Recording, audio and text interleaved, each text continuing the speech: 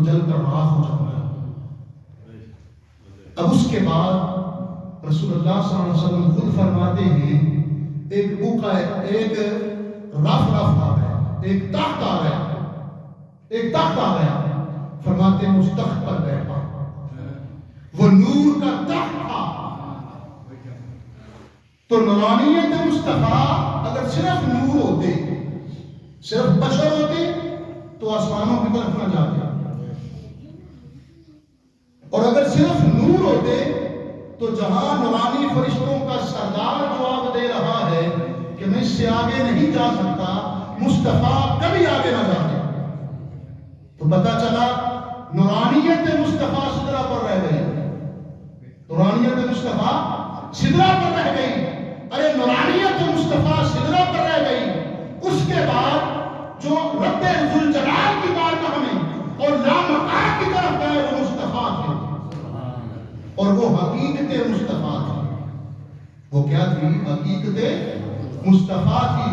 ابوبکر صدیق سے پوچھ لیتے ہیں نا، سیدنا ابوبکر صدیق کو کسی نے کہا کہ پوچھا کیا صدیق اکبر ذرا بتلاؤ، آپ نے مصطفیٰ علیہ السلام کے ساتھ بڑا عرصہ گزارا ہے، آپ تو بچپن کے بھی ساتھی ہیں، بچپن کے بھی ساتھی ہیں، تو ذرا بتلاؤ مصطفیٰ علیہ السلام کے حوالے سے کچھ بتاؤ تو صحیح۔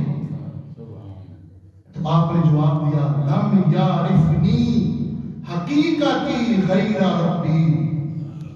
آپ فرماتے ہیں کہ نبی پاک علیہ السلام نے مجھے فرمایا کہ میری حقیقت کو رب کے علاوہ کوئی پہچان نہیں سکتا۔ تو نورانیت سدرۃ المنتہا پر ٹھہر گئی، نورانیت سدرہ پر ٹھہر گئی، بشریت اس عالم بشر پر ٹھہر گئی، نورانیت سدرہ پر ٹھہر گئی۔ اس کے بعد جو ذات گئی وہ حقیقت مصطفیٰ تھا۔ پھر لوگ عجیب قسم کے تخیلات ہیں کہ جبرائیل امین صاحب مصطفیٰ کو راستہ بتلا رہے تھے۔ ارے ظالموں، اگر دنیا کا بشریت کا راستہ بتلایا، نورانیت کا راستہ بتلایا، بھئی جہاں جبرائیل جواب دے گیا ہے وہاں کس نے راستہ بتلایا؟ اگر مصطفیٰ راستے کے محتاج ہوتے تو کبھی بھی ایسی بات نہ کی جاتی، بلکہ مصطفیٰ اب عالم حقیقت میں ہیں، اور جب عالم حقیقت میں پہنچے پھر ایک مقام آیا۔ مصطفیٰ علیہ السلام فرماتے ہیں وہ لا مقام تھا، اور وہاں پر ایک مقام آیا کہ رف بھی جواب دے گیا، رف بھی جواب دے گیا۔ جب رف کا وہ تخت جواب دے گیا، وہیں پہ پھر ایک اور بقعہ نور آیا۔ مصطفیٰ علیہ السلام فرماتے ہیں بقعہ نور، اس بقعہ نور نے مجھے اپنی گود میں لے لیا، گود میں لے لیا، اور پھر وہ بقعہ نور آگے چل رہا ہے، کہاں؟ لا مقام میں آگے چل رہا ہے۔ پھر ایک مقام آتا ہے، رب ذوالجلال ارشاد فرماتا ہے کف یا محمد ان ربک یصلی۔ کیا کہا؟ کف یا محمد ان ربک یصلی۔ اب یہاں پر اگر ترجمہ ہم نماز والا کریں، ترجمہ کیا بنتا ہے کہ اے مصطفیٰ ٹھہر جاؤ، اب تمہارا رب نماز پڑھ رہا ہے۔ یہ بات سمجھ میں نہیں آتی، رب تو نماز پڑھتا ہی نہیں، وہ تو ان چیزوں سے مبرہ ہے، اس کی ذات وہ تو معبود ہے، اس کو تو ہم سجدہ کرتے ہیں، اس کی تو ہم عبادت کرتے ہیں، تو پھر مانا وہی کرنا پڑے گا کہ اے مصطفیٰ اب ٹھہر جا، خود خدا اپنی شان کے لائے تیرے مستقبال کے لیے اب رب ذوالجلال آ رہا ہے، اب تیرا استقبال کرنے کے لیے رب ذوالجلال اپنی شان کے مطابق آ رہا ہے۔ پھر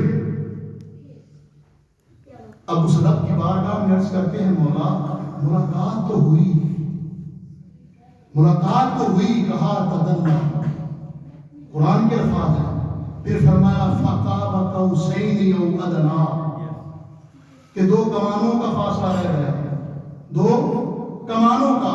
اب بات قرب کی ہو رہی ہے، بات ملاقات کی ہو رہی ہے، اور وہاں کمانے اور تیر کہاں سے آ کمانے اور دین کہاں سے آ گئے؟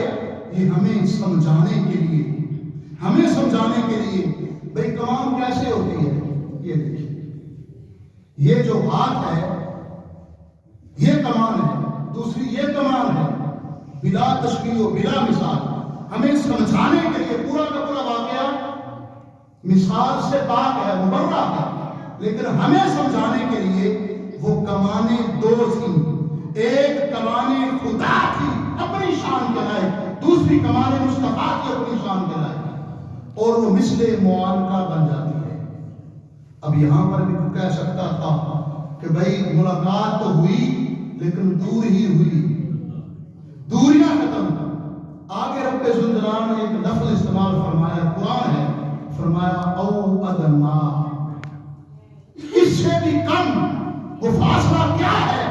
آج تک اور قیامت کی صورت تک کوئی مائی کا نام ترجمہ نہیں کر سکتا۔ بس اتنی بات ہے کہ ساری کی ساری جدائیاں ختم ہو گئی، بس صرف اور صرف ایک طرف خدا تھا جو معبود ہے، خدا خدا رہا، مصطفیٰ عبد ہے، مصطفیٰ مصطفیٰ رہا۔ نہ وہ خدا میں استغفر اللہ العظیم بدل سکا، نہ خدا مصطفیٰ میں بدل سکا، اور نہ بدل سکے گا۔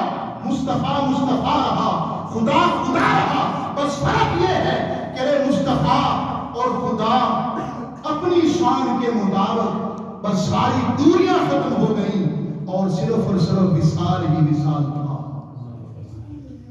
ملاقات ہی ملاقات تھی۔